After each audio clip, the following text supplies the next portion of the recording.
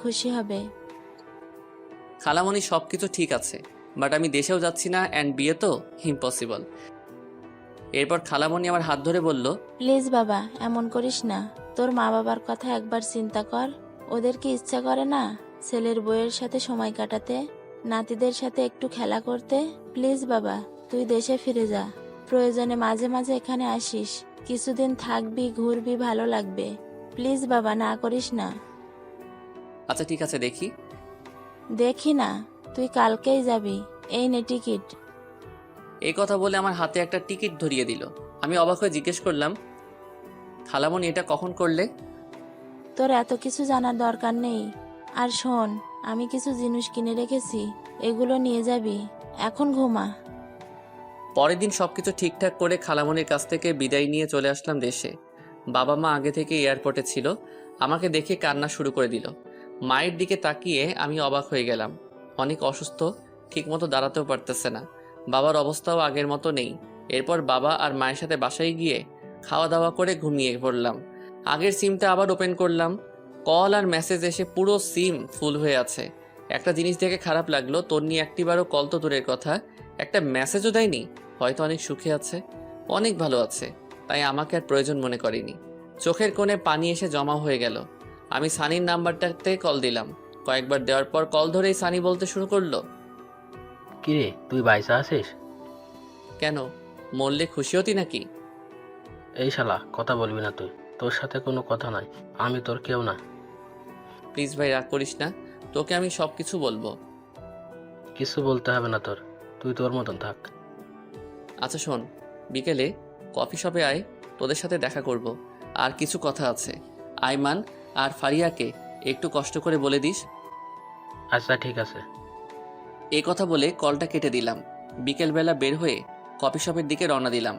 রাস্তাঘাট সব কিছু কেমন যেন চেঞ্জ হয়ে গেছে। একটু পর কফি শপে গেলাম, গিয়ে দেখি সবাই বসে আছে। আজকেও আমার লেট হয়ে গেছে।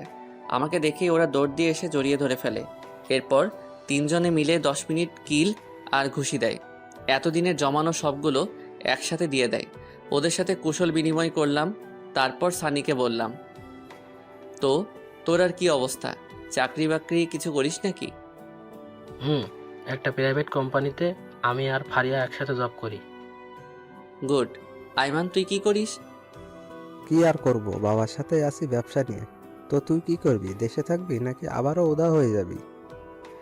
আরে না, তোদের ছেড়ে আর যাচ্ছি না। তো তোর বউ কোথায়? আরে আমি এখনো বিয়ে করিনি, তবে আব্বা ওনার বন্ধুর মেয়ের সাথে ঠিক করে রাখছে। ওর পড়ালেখা শেষ হলে তারপর বিয়ে। আচ্ছা ভালো। তোদের দুজনের কি অবস্থা? দেখি দুজন দুজনের দিকে তাকিয়ে হাসতেছে। এরপর আইমান বলল, মামা, ওরা নিজেরা নিজেরা সারাই ফেলছে। কি, তোরাও এই কাজ করলি? যাক, খুশি হলাম। সারা জীবন একসাথে ছিলি, এখনো থাকবি, ভালো হইছে। তো তুই কবে করছিস? আমার মতো ছেলেকে কে মেয়ে দিবে বল? ধুর, ফাজলামো করিস না। এই তন্নি কেমন আছে রে? মনে হয় অনেক সুখে আছে, তাই না? এ কথা শোনার পর ওরা তিনজন একে অপরের দিকে তাকাতে লাগলো। এরপর আইমান বলল, আসলে তন্নির বিয়ে হয়নি। মানে, মস্করা করছিস তাই না? দেখ, জোকস এখন ভালো লাগে না। না রে, আইমান ঠিক বলেছে, ওর বিয়ে হয়নি। কি বলছিস তোরা? বিয়ে হয়নি কেন? তুই তো সেদিন চলে গেছিলি, তাহলে তুইও দেখতি কেন বিয়ে হয়নি। এত কথা না বলে বিয়ে কেন হয়নি সেটা বল। আসলে রায়হান ছেলেটা অন্য একটা মেয়ের সাথে রিলেশন ছিল। বিয়ের দিন সে ওই মেয়েকে নিয়ে পালিয়ে যায়। তারপর? তারপর আর কি, ওরা বিয়েটা ভেঙে দেয়। তন্নির বাবা ওদের হাতে পায়ে ধরেছিল, কিন্তু কোনো লাভ হয়নি। পরে আমরা তোকে অনেক খুঁজেছি, বাট তুই তো চলে গেলি। তন্নির বাবা আমাকে অনেক বলেছে তন্নিকে বিয়ে করার জন্য, বাট আমি করিনি তোর কথা ভেবে। পরে তুই বুঝবি, আমি আর তন্নি চিট করে বিয়ে করেছি। আরে দূর, এসব কেন বলছিস? আমি কিছু বলতাম না, তুই বিয়েটা করে ফেলতি। না বন্ধু, সেটা হয় না। এরপর ফারিয়া বলল, সেই থেকে তনি পাথরের মতো হয়ে গেছে, ঠিক মতো খায় না, ক্যাম্পাসে যায় না, আমাদের সাথেও মিশে না, দরকার ছাড়া কোনো কথাই বলে না, সারাদিন জানলার গ্রিল ধরে দাঁড়িয়ে থাকে। ওর আর বিয়ের জন্য প্রপোজাল আসেনি? আসছে, বাট সে করবে না। আমাদের বিয়ের সময়ও এসে গিফটটা দিয়ে চলে গেছে। ও কি এখন এখানেই থাকে নাকি চলে গেছে? না, আগের বাসায় আছে। আমি একটু ওর সাথে কথা বলবো, তোরা যাবি আমার সাথে? আজকে তো সময় নেই, কালকে বিকালবেলা সবাই ফ্রি আছি, কালকে চল। আচ্ছা ঠিক আছে তাহলে। এরপর ওদের কাছ থেকে বিদায় নিয়ে বাসায় চলে আসলাম। শুয়ে শুয়ে চিন্তা করতেছি ওর বাবা মায়ের কাছে বিয়ের প্রস্তাব দিলে কেমন হয়। ইস, আমি যদি সেদিন থাকতাম, হয়তো এতদিনে আমাদের বাচ্চাও বড় হয়ে যেত। এসব ভাবতে ভাবতে ঘুমাই গেছি। পরের দিন আমরা 4 জন ওদের বাসায় গেলাম। দরজার সামনে দাঁড়িয়ে কলিং বেলটা বাজালাম। একটু পর ওর মা এসে দরজা খুলে দেয়। আমাদের দেখে উনি অনেক খুশি হন। আমাকে দেখে বলে, আরে জুয়েল, তুই কোথা থেকে আসলে? এতদিন কোথায় ছিলি বাবা? আন্টি আমি তো দেশে ছিলাম না। ও আচ্ছা, এই দাঁড়িয়ে কেন আছো? আসো, ভিতরে আসো। এরপর আমরা সবাই ভিতরে গেলাম। অনেক বসে আন্টির সাথে গল্প করলাম, কিন্তু তন্নিকে কোথাও দেখছি না। আমি ফারিয়াকে ইশারায় বললাম তন্নিকে দেখতে। সে উঠে তন্নির রুমে গেল, গিয়ে অনেকক্ষণ পর আসলো। তারপর আমি বললাম, কি রে, ও বাসায় নেই? আছে ভেতরে। এখানে নাকি আসবে না, তুই কথা বলে ভেতরে যা। এরপর আমি উঠে ভিতরে গেলাম, গিয়ে দেখলাম ও জানালার গ্রিল ধরে দাঁড়িয়ে আছে। আমি অনেকক্ষণ গিয়ে পেছনে দাঁড়িয়ে রইলাম। কেমন জানি নার্ভাস লাগছে, কিন্তু ওর কোনো নড়াচড়া নাই। তারপর আমি একটা কাশি দিলাম, দেখলাম পেছনে তাকালো। এরপর সে বলল, কিরে, কখন আসছিস? এই তো কিছুক্ষণ হলো। কেমন আছিস তুই? ভালো। তুই এখানে কেন আসছিস? কথাটা শুনে অনেক খারাপ লাগলো। এতদিন পর দেখা হলো, অথচ আমি কেমন আছি সেটা জিজ্ঞেস না করে উল্টো আমাকে বলে কেন আসছি। এরপর আমি বললাম, এখনো রাগ করে আছিস? সেদিনের জন্য আমি অনেক সরি। আমি কারোর উপর রাগ করি না, সেই অধিকার আমার নেই। এতদিন কোথায় ছিলি? বাইরে। তো এখন এখানে কেন আসছিস? তোকে দেখতে। দেখা হয়ে গেল, এখন যা। কেন, তোর কি বিরক্ত লাগছে নাকি? তুই রুম থেকে বের হলে আমি খুশি হব। প্লিজ এখান থেকে যা। আমি আর কিছু না বলে সোজা চলে আসলাম, একরকম অপমানিত হয়ে। এরপর আন্টি নাস্তা নিয়ে আসলো। আমরা নাস্তা খেতে খেতে কথা বলছি। এরপর আমি আন্টিকে বললাম, আন্টি একটা কথা বলতাম, যদি কিছু মনে না করেন। বাবা বলো। আন্টি আমি তন্নিকে বিয়ে করতে চাই। আমার কথা শুনে আইমান, সানি আর ফারিয়া অবাক হয়ে আমার দিকে তাকিয়ে রইল। আন্টি বলল, কিন্তু বাবা, তোমার মা বাবা কি রাজি হবে? আর তনির তো বিয়ে করার কোনো ইচ্ছে নেই বলছে।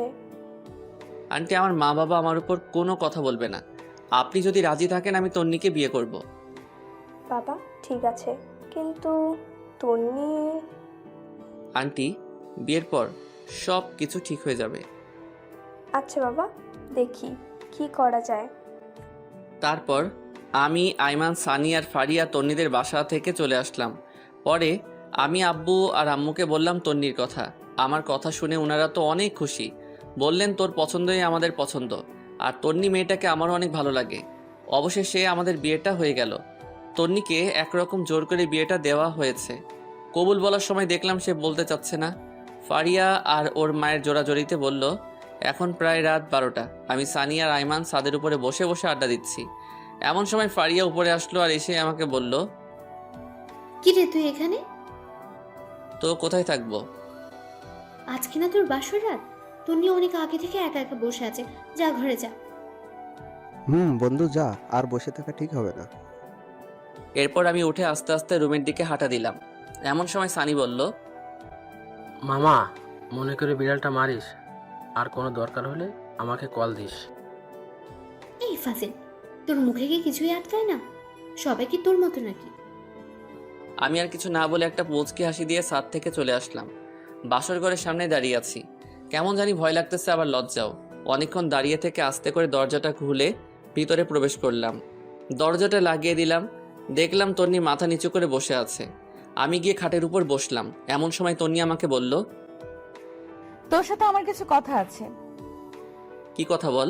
আর শোন, আজকে থেকে আমি তোর স্বামী, সো আর তুই করে বলবি না, তুমি করে বলবি, অ্যান্ড আমিও বলবো। দেখ, তোকে আমি কখনোই স্বামী হিসেবে মানতে পারবো না। তুই জাস্ট আমার ফ্রেন্ড।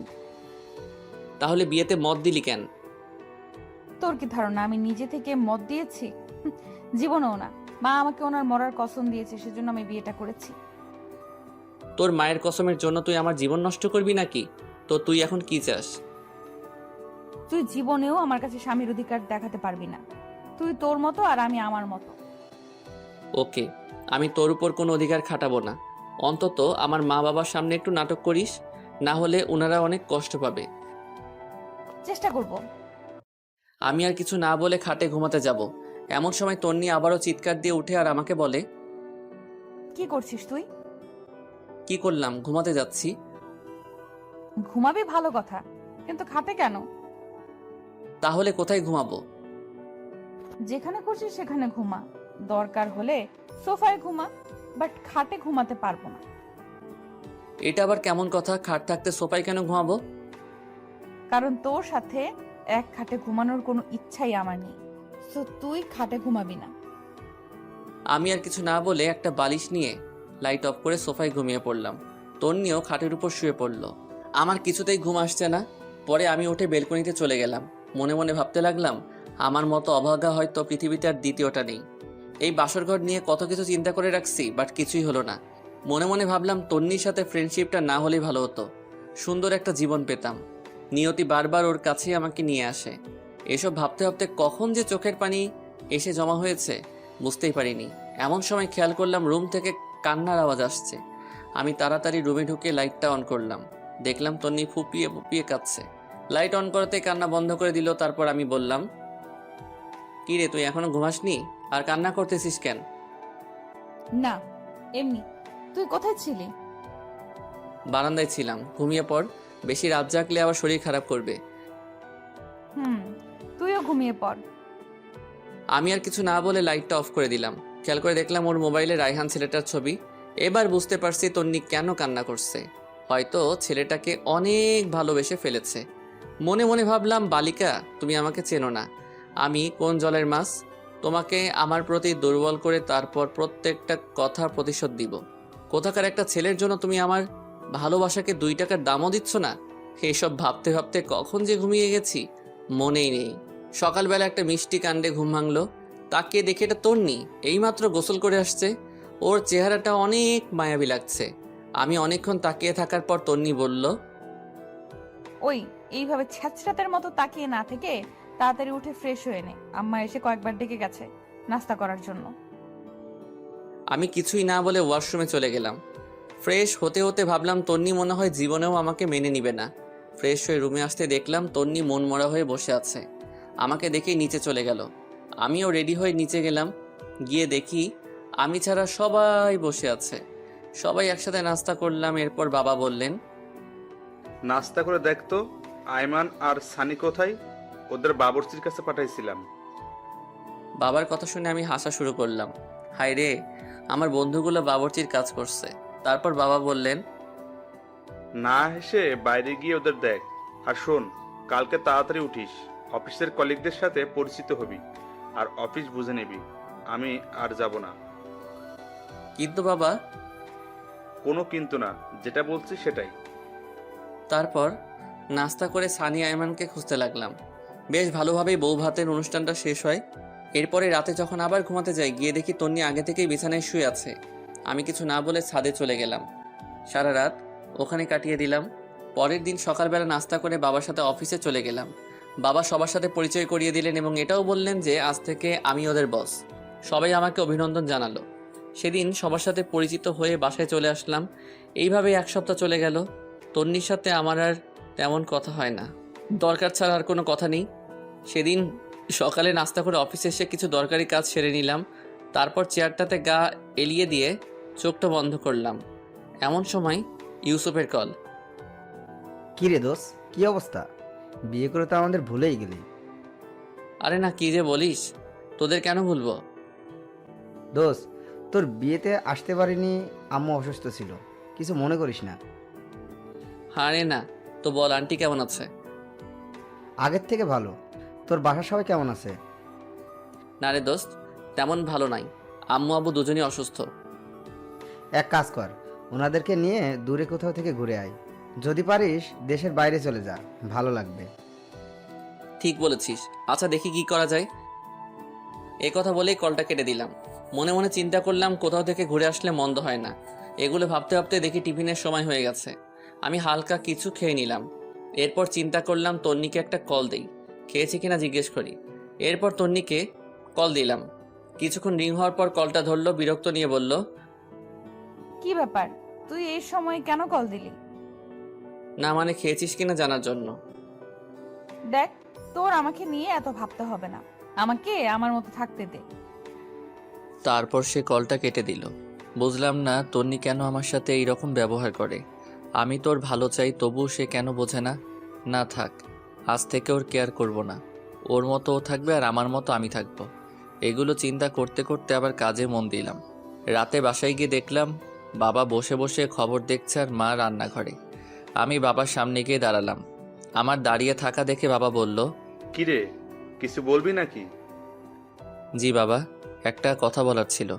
যদি কিছু মনে না করো তাহলে বলতাম। আরে পাগল, আমার সাথে কথা বলার জন্য তোর অনুমতি লাগবে নাকি? বল, কি বলবি? আসলে বাবা বলছিলাম কি, সারাদিন অফিস কাজ এগুলো করতে করতে তোমাদের সময় দিতে পারি না। চলো না আমরা সবাই মিলে কোথাও থেকে কয়েকদিনের জন্য ঘুরে আসি, সবার ভালো লাগবে। কথাটা আসলে ঠিক বলছিস, বাট যাওয়া হবে না। কিন্তু কেন বাবা? গতকাল রাতে তোর দাদুকে স্বপ্ন দেখেছি, কবরটাও নাকি ভেঙে পুকুরে পড়ে যাচ্ছে। তাই আমি আর তোর মা 10-15 দিনের জন্য গ্রামের বাড়িতে যাব। কয়েকজন হুজুর আর এতিমদের খাওয়ার ব্যবস্থা করব। যদি সুযোগ পাই কবরের চারপাশে দেয়াল করে আসব। ও আচ্ছা, তাহলে তোমরা গ্রামেই যাও, ভালো লাগবে। এই কথা বলে আমি রুমের দিকে চলে যাচ্ছি। এমন সময় আবার বাবা ডাক দেয়। শোন, তোর সাথে এমনিতেও আমার কথা ছিল। কি কথা বাবা, বলো। বলছিলাম কি, তোর বিয়ের পর থেকে কোথাও ঘুরতে যাসনি। তন্নিও একা একা বাসায় বসে থাকে, তাই আমি বলছিলাম তন্নিকে নিয়ে তুই ঘুরে আয়। না বাবা, তোমরা না গেলে আমরাও যাব না।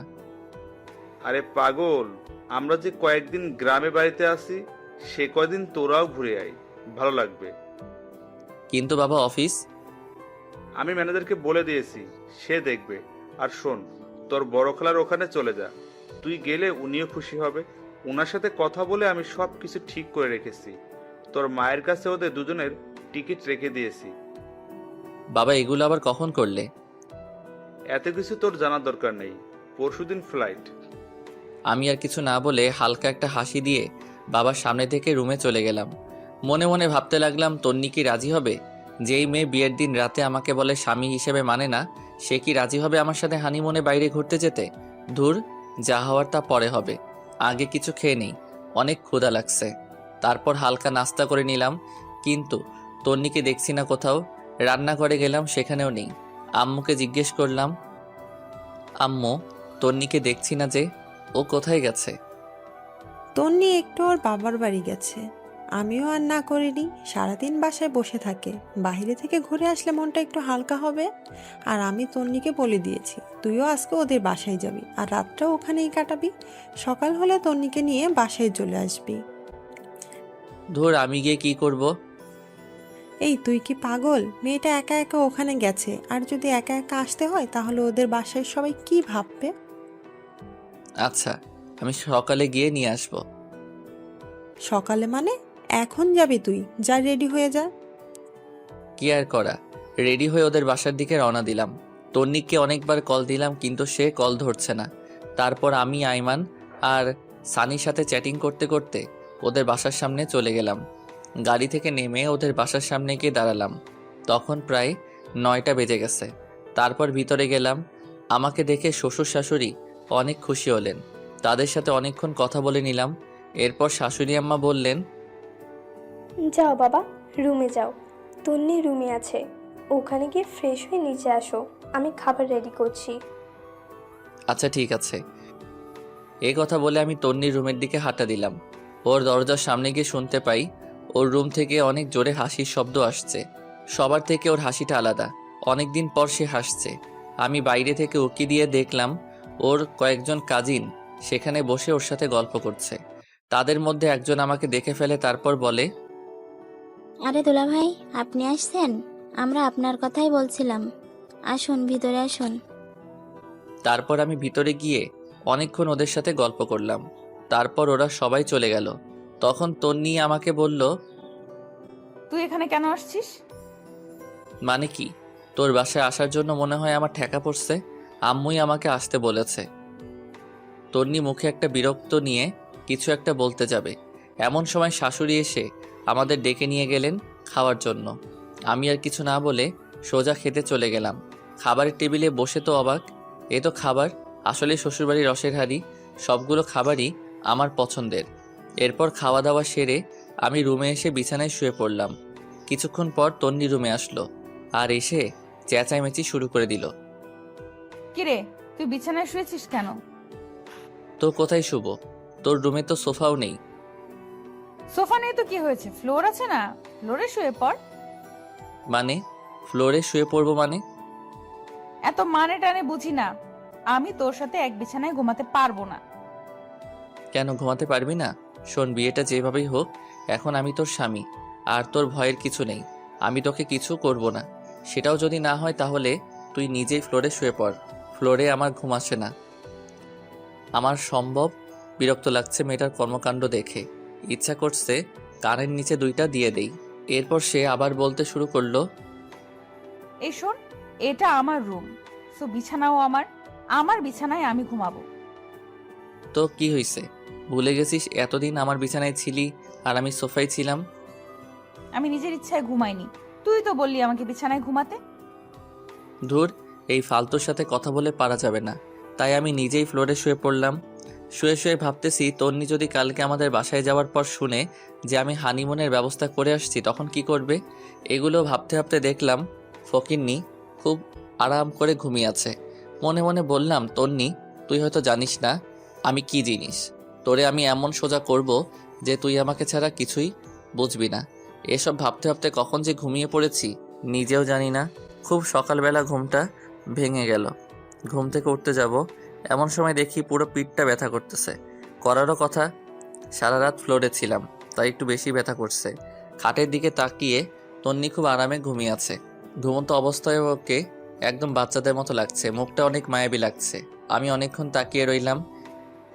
একটু পরে দেখলাম ওর কতগুলো চুল উড়ে এসে মুখটা ঘুরে রাখছে। ইচ্ছে করছে চুলগুলোকে আলতো করে আবার পেছনে সরিয়ে দেই। বিয়ের পর থেকে এখনো পর্যন্ত তন্নিকে টাচও করিনি। এখন খুব ইচ্ছা করছে ওর মায়াবী মুখটা একটু হাত বুলিয়ে দিতে, কিন্তু যদি জেগে যায় তাহলে আমার 12টা বাজাবে। কিন্তু নিজের ইচ্ছেটাকে আর কন্ট্রোল করতে পারলাম না। ওর মুখের চুলগুলো আস্তে আস্তে সরাতে লাগলাম। হঠাৎ করেই তন্নির ঘুম ভেঙে যায় আর আমাকে ওর এত কাছে দেখে চিৎকার দিয়ে ওঠে এবং সাথে সাথে আমার মুখে ঠাস ঠাস 2টা চড় বসিয়ে দেয়। তারপর রেগে চোখ মুখ লাল করে আমাকে বলতে লাগলো, ছি, তুই এত নোংরা! আমি তো তোকে ভালো মানুষ ভাবছিলাম, কিন্তু তুই যে এত নিম্নমানের আমি তো জানতাম না। তোর সাথে কথা বলতেই আমার রাগ হচ্ছে। তুই ভুল ভাবতেছিস, আমার কথা শোন। তোর কোনো কথাই আমি শুনবো না। এমন সময় তন্নির আম্মু এসে আমাদের ডাক দেয় এবং বলে তাড়াতাড়ি নিচে যেতে, নাস্তা রেডি। তারপর আমি আর কিছু না বলে ওয়াশরুমে চলে যাই। ফ্রেশ হয়ে এসে ওর রুমে বসে আছি, সেও কোথায় যেন গেছে। বসে বসে ভাবছি, মানুষ কাউকে সহজে অবিশ্বাস করতে পারে। আমি যদি জোর করে কিছু করার চেষ্টা করতাম তাহলে তো বিয়ের প্রথম রাতেই করতে পারতাম, বাট ওগুলো তো আমার মনে নেই। একটু পর তন্নি এসে আমাকে নিয়ে নাস্তা করতে গেল। আমিও কোনো কথা না বলে চুপচাপ নাস্তা করে রুমে চলে আসলাম। এসে রেডি হচ্ছি কারণ তন্নিকে বাসায় দিয়ে এসে আমি আবার অফিসে চলে যাব। তন্নিও রেডি হয়ে আসলো, অতপর তাকে বাসায় দিয়ে আসলাম। অফিসে গিয়ে দেখি অনেক কাজ জমে আছে, এক নাগারে করতে লাগলাম। ঘড়ির দিকে তাকিয়ে দেখি 2টা বাজে। না, এখন আর কাজ করা যাবে না। আমি উঠে নামাজ পড়লাম, তারপর ক্যান্টিনে গেলাম নাস্তা খাওয়ার জন্য। এমন সময় তন্নির কল আসলো। বলো কি হয়েছে? কিন্তু কলটা দিয়েছে বাবা। তারপর উনি বলল, তনি না, আমি তোর বাবা বলছি। বাবা, এই সময় কল দিয়েছো, কিছু বলবে? তুই এখন কোথায়? ক্যান্টিনে এসেছি নাস্তা করার জন্য। নাস্তা করার দরকার নেই, তুই বাসায় আয়, একসাথে খাবো। কিন্তু বাবা। কোনো কিন্তু না, তোর সাথে কথা আছে। আচ্ছা ঠিক আছে, আসতেছি। এরপর আমি বাসায় চলে গেলাম। গিয়ে দেখি সবাই খাবার টেবিলে বসে আছে, মনে হচ্ছে আমার জন্য বসে আছে। আমি গিয়ে মায়ের পাশে বসলাম। খাওয়া দাওয়া শুরু হলো। একসময় বাবা বলল, তোকে যে বলেছিলাম আমরা গ্রামের বাড়ি যাব, মনে আছে তোর? তোর দাদা দাদুর কবর পাকা করব। আছে, কিন্তু কিন্তু কি? আমি কোথাও যেতে পারবো না। আরে তুই আমাদের সাথে যাবি কেন? তোরা তো ঘুরতে যাচ্ছিস। না বাবা, আমরা কোথাও যাচ্ছি না। দরকার হলে তন্নিকে তোমাদের সাথে নিয়ে যাও। দেখলাম তন্নি আমার দিকে আর চোখে তাকিয়ে আছে। তারপর মা বললেন, এটা কেমন কথা? তুই না কালকে বললি তোরা ঘুরতে যাবি? বলেছিলাম, বাট আর যাব না, আমার কাজ আছে, সব কিছু ক্যান্সেল করে দিয়েছি।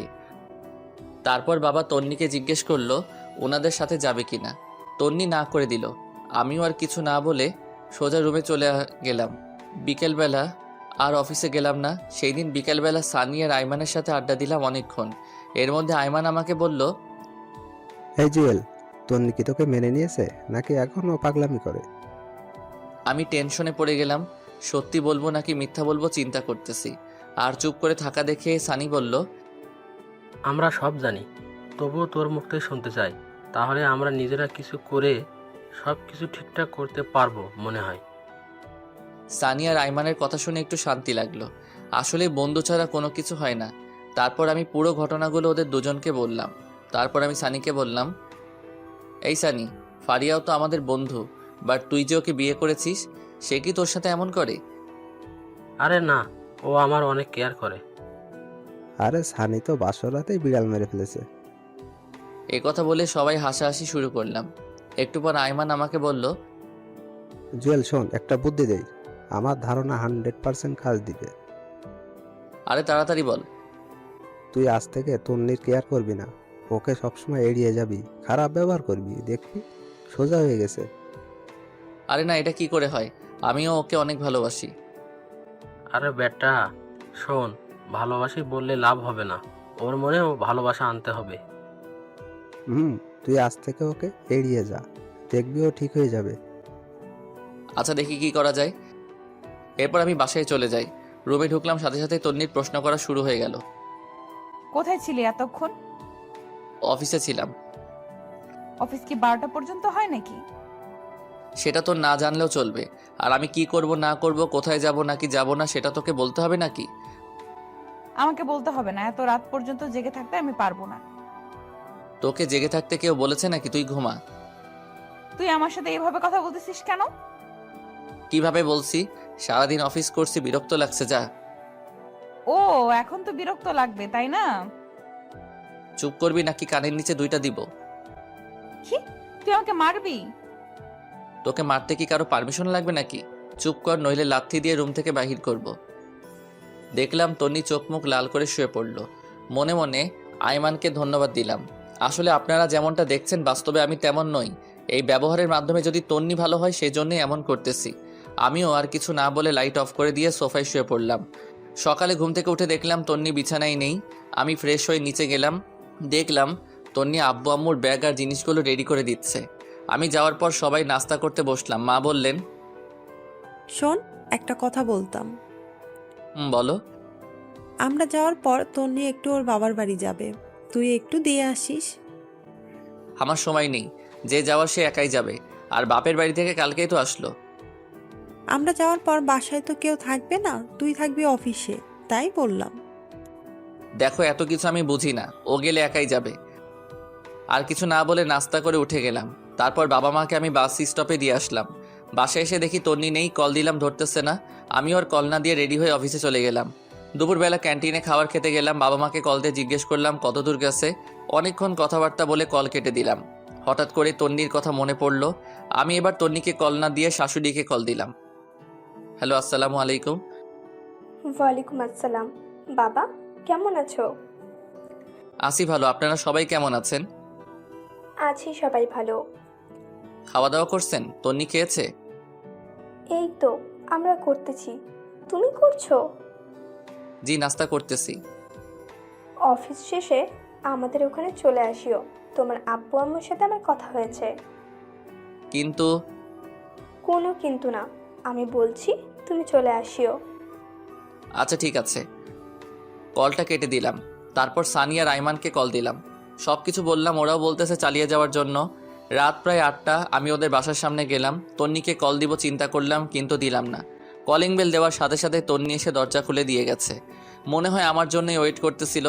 আমি শ্বশুর শাশুড়ির সাথে কথা বলে তন্নির রুমে গেলাম। আমার সাথে কোনো কথা বলতেছে না। আমি ওয়াশরুমে গিয়ে ফ্রেশ হয়ে আসলাম। একটু পর শাশুড়ি এসে খাওয়ার জন্য ডেকে গেল। আমিও সোজা নিচে চলে গেলাম। খাওয়া দাওয়া করে বাইরে বের হলাম। আব্বুকে কল দিলাম। অনেকক্ষণ কল দিয়ে কথা বললাম। এরপর বাসায় আসলাম। রুমে যাওয়ার সাথে সাথে তন্নি অনেক জোরে দরজাটা লাগিয়ে দিল। কি রে, এত জোরে দরজা দিলি কেন? তুই এখানে কেন আসছিস? মানে কি, তোর মাই তো বললো। মা বললে আসতে হবে নাকি? দেখ, বেশি কথা বলবি না, তোরে দেখলে আমার রাগ হয়। যা শুয়ে পড়। তুই আমার রুম থেকে বের হ। তুই কি আমাকে অপমান করছিস? ধরে নে তাই, তুই আমার রুমে থাকতে পারবি না। ভুলে গেছিস সবসময় আমার রুমেই থাকিস অ্যান্ড আমার খাটে? তুই কি যাবি নাকি গলা ধাক্কা দিব? আমি আর কিছু না বলে বের হয়ে গেলাম। চিন্তা করলাম নিজের বাসায় চলে যাব, কিন্তু এত রাতে যাওয়া রিস্কি হয়ে যাবে। তাছাড়া শ্বশুর শাশুড়িও খারাপ মনে করবে। আর কিছু চিন্তা না করে সোজা নিচে চলে গেলাম। অনেকক্ষণ হাঁটাহাঁটি করলাম, সময় যাচ্ছে না কিছুতেই। তারপর গিয়ে গেস্ট রুমের সোফায় গিয়ে শুয়ে পড়লাম। সকালবেলা শাশুড়ির ডাকে ঘুম ভাঙলো। আমাকে সোফায় দেখে উনি বলল, এ কি বাবা, তুমি সোফায় কেন ঘুমিয়েছো? রুমে যাওনি? আমি কিছু বলতে যাব এমন সময় তন্নি কোথায় থেকে তার আম্মুকে বলে, আম্মু, তোমার জামাই কি করেছে জানো? কি করেছে? কাল রাতে আমাকে গান শোনানোর জন্য বলেছিলাম, সে শোনায়নি, তাই শাস্তি দিয়েছি যে আমার সাথে আজকে ঘুমাতে পারবে না। আমি তো পুরো টাসকি খেয়ে বসে আছি। ফকিন্নি কত বড় মিথ্যা কথা বলল। বাহ, কি সুন্দর নিজেকে বাঁচিয়ে নিল। তারপর শাশুড়ি আমাকে বলল, বাবা, আমার মেয়েটার গান পছন্দ করে, তুমি মাঝে মাঝে একটু গান শুনিও। আর তুইও সামান্য একটা গানের জন্য বুঝি কেউ রুমে থাকতে দেয়? আমি দুঃখ ভারাক্রান্ত একটা হাসি দিয়ে ওয়াশরুমে গিয়ে ফ্রেশ হয়ে নাস্তা করে অফিসে চলে গেলাম। একটু পর আমাদের অফিসের একটা কলিগ আমার রুমের সামনে আসলো। হ্যালো স্যার, আসতে পারি? আরে আদিবা, আসো আসো। Thanks sir. কিছু বলবে? বলছিলাম কি স্যার, আগামী সপ্তাহে আমি একটু বাড়ি যাব, আমার চাচাতো ভাইয়ের বিয়ে। ও আচ্ছা, ছুটি লাগবে এই তো? জি স্যার। কতদিন লাগবে? স্যার 7 দিন হলে ভালো হতো। আচ্ছা ঠিক আছে, যাও, দিলাম। ভালোভাবে যাবে। ধন্যবাদ স্যার। এরপরে দেখলাম আদিবা কিছু বলবে কিন্তু বলছে না, শুধু ছটফট করছে। তাকে আমি বললাম, কি কিছু বলবে নাকি? আসলে স্যার একটা কথা বলার ছিল। সমস্যা নাই, বলো। স্যার এখানে তো আমার কেউ নেই, আপনাকে বড় ভাইয়ের মতো দেখি। যদি ভাই হিসাবে আমার একটা উপকার করতেন খুব খুশি হতাম। আরে পাগল নাকি তুমি? কোনো সমস্যা নাই, তুমি নির্ভয় বলো। স্যার অনেক দিন পর বাড়ি যাচ্ছি তো, আব্বু আম্মুর জন্য কিছু শপিং করব আর কিছু জিনিস নেব। আপনি যদি বিকেলবেলা আমার সাথে একটু শপিংয়ে যেতেন অনেক উপকার হতো। আচ্ছা ঠিক আছে, যাব। ধন্যবাদ স্যার। এই কথা বলে আদিবা তার ডেস্কে চলে গেল। বিকেলবেলা আদিবার সাথে শপিং মলে গেলাম, অনেক কিছু নিলাম। ওর বাবার জন্য, ওর মায়ের জন্য। অনেক কেনাকাটা করার পর আদিবা একটা কসমেটিক্সের দোকানে গেল। আমিও ওর পিছে পিছে গেলাম। আদিবার ব্যাগগুলো আমার কাছে ছিল। কসমেটিক্সের দোকানে যাওয়ার পর আমি আর আদিবা পাশাপাশি দাঁড়িয়েছিলাম। সেখানে গিয়ে বিশাল আকারের একটা শপ খেলাম। দেখলাম তনিও সেখানে তার বান্ধবীদের সাথে কি যেন কিনতেছে। আমাকে আদিবার সাথে দেখে আমার সামনে এসে বলে, মেয়েটা কে? ও আমার। পুরোটা বলার আগেই আমার গালে একটা চড় বসিয়ে চোখ মুখ লাল করে কাঁদতে কাঁদতে দোকান থেকে বের হয়ে গেল। তন্নির কয়েকটা বান্ধবী এসে আমাকে বলল, ছি, ভাইয়া বাসায় বউ রেখে বাইরে মেয়ে নিয়ে ঘুরেন, আপনার লজ্জা করে না একটু? তারপর সবাই দোকান থেকে বের হয়ে গেল। লজ্জায় আমার পুরো মুখ লাল হয়ে গেল। খারাপটাই সবাই দেখল, আসল কাহিনীটা কারো চোখে পড়ল না। তারপর আমি আর আদিবাও বের হয়ে গেলাম। আদিবা আমাকে বলল, সরি স্যার, আমার জন্য আজকে আপনাকে অপমানিত হতে হয়েছে। আরে ধুর, এগুলো কিচ্ছু না। তোমার কি দোষ? কেউ তো আসল কথা জানে না, সেজন্য রিয়্যাক্ট করতেছে। ম্যাডাম কিন্তু অনেক রাগ করছে। এটা কোনো সমস্যা না, সব ঠিক হয়ে যাবে। স্যার একটা কথা বলতাম। বলো। ম্যাডামের নাম্বারটা কি আমাকে দিবেন? আমি সব বুঝিয়ে বলবো। আরে তুই কল দিলে সে আরো বেশি রিয়্যাক্ট করবে, উল্টো তোমাকে অপমান করবে। সমস্যা নেই স্যার, আপনি নাম্বারটা আমাকে দেন। আর এটা ধরেন। কি এটাতে?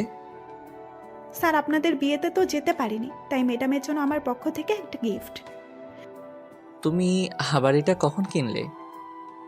সেটা আপনার না জানলেও চলবে, আপনি এটা নেন আর নাম্বারটা দেন। ধন্যবাদ, এই নাও নাম্বার। তারপর আমি নাম্বারটা দিয়ে দিলাম। গিফটটা নিয়ে আদিবাকে একটা রিকশায় উঠিয়ে দিয়ে আমি বাসায় চলে আসলাম। এসে গিফটটা খুলে দেখলাম একটা নীল শাড়ি। অনেক সুন্দর, তন্নিকে অসাধারণ লাগবে। এরপর আমার মাথায় একটা বুদ্ধি আসলো, ফারিয়াকে কল দিয়ে সব কিছু বলে দেই, কারণ তন্নি আজকের বিষয়টা ফারিয়ার সাথে শেয়ার করবে। আমি ফারিয়াকে কল দিয়ে সব কিছু বলে দিছি এবং এটাও বলে দিয়েছি যে এমনভাবে কথা বলবে যেন তন্নির প্রচুর রাগ হয়। বাসায় একা একা ভালো লাগছে না, আব্বু আম্মুও নাই, তন্নিও নাই। আমি তন্নিকে কল দিলাম, বাট নাম্বার বন্ধ। এরপর তন্নির আম্মুর কাছে কল দিলাম। হ্যালো, আসসালামু আলাইকুম। ওয়ালাইকুম আসসালাম। বাবা, কেমন আছো? জি ভালো, আপনি? আছি মোটামুটি। তন্নি কোথায়? ওর নাম্বার বন্ধ কেন? কি জানি বাবা, বিকেলে কোথায় থেকে কাঁদতে কাঁদতে এসে রুমের দরজা বন্ধ করে দিয়েছে। অনেকবার ডেকেছি, দরজা খুলছে না, কিছু খাচ্ছেও না। তোমার সাথে কি কিছু হয়েছে? না, আমার সাথে কিছু হয়নি। তো বাবা, আজকে আমাদের বাসায় আসবে না? না, আজকে আসবো না। কেন বাবা? বাসায় তো কেউ নেই, এখানে তন্নিও একা, চলে আসো। না, একটু কাজ আছে। আচ্ছা ঠিক আছে, ভালো থাকবেন, পরে কথা হবে। এ কথা বলে আমি কলটা কেটে দিলাম। মনে মনে চিন্তা করলাম তন্নিও হয়তো আমাকে ভালোবেসে ফেলেছে, না হলে এত রিয়্যাক্ট করতো না। আয়মানের বুদ্ধিটা অনেক কাজে লাগছে। এভাবে কয়েকটা দিন চলে গেল। আমি তন্নিদের বাসায় যাই না। মাঝে মাঝে ওর মায়ের সাথে একটু একটু কথা হয়। প্রায় 10 দিন পর ওর মা আমাকে কল দেয়। তখন আমি অফিসে ছিলাম। হ্যালো, আসসালামু আলাইকুম। ওয়ালাইকুম আসসালাম। বাবা, কেমন আছো? ভালো, আপনারা? আছি সবাই ভালো। বাবা, তুমি একটু আজকে আমাদের বাসায় আসতে পারবে? আসলে আমার তো একটু কাজ ছিল। কেন, কোনো সমস্যা হয়েছে নাকি?